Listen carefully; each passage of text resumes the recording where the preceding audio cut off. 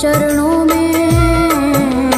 हे गुरुदेव प्रणाम आपके चरणों में, सारे तीर्थ धाम आपके चरणों में।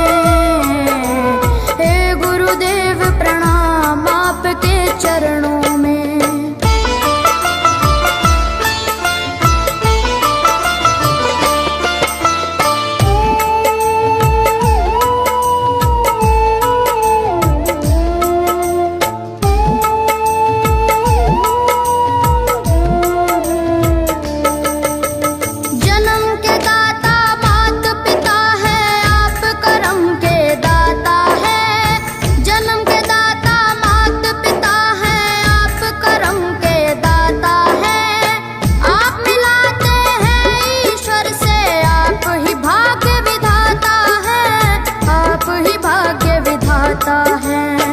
दुखिया मन को, रोगी तन को, दुखिया मन को, रोगी तन को मिलता है आराम आपके चरणों में। हे गुरुदेव प्रणाम आपके चरणों में। चरणों में सारे तीर्थ धाम आपके चरणों में। गुरुदेव प्रणाम आपके चरणों में।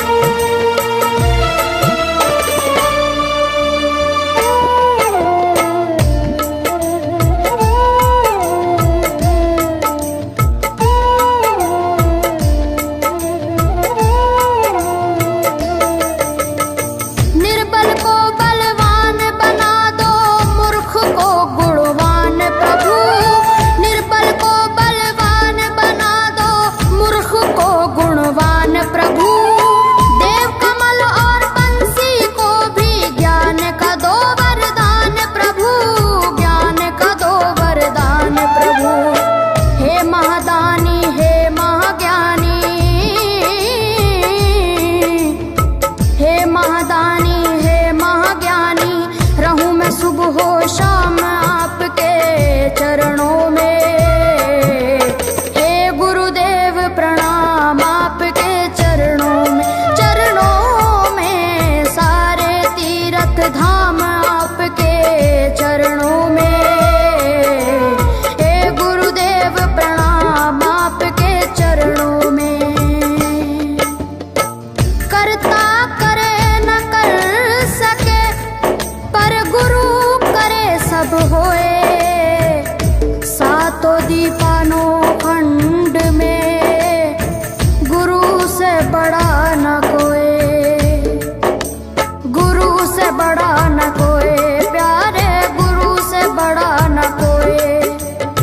मैं तो 7 समुद्र की मसी करूं, लेखन सब बन गए राय। सब धरती कागज करूं पर गुरु गुण लिखा न जाए। प्यारे गुरु गुण लिखा न जाए। सारे तीर्थ धाम आपके चरणों में। हे गुरुदेव प्रणाम आपके चरणों में। चरणों में सारे तीर्थ धाम आपके चरणों में। प्रणाम आपके चरणों में। मेरे बाबा है, मेरे बाबा, मेरे बाबा, मेरे बाबा, मेरे बाबा।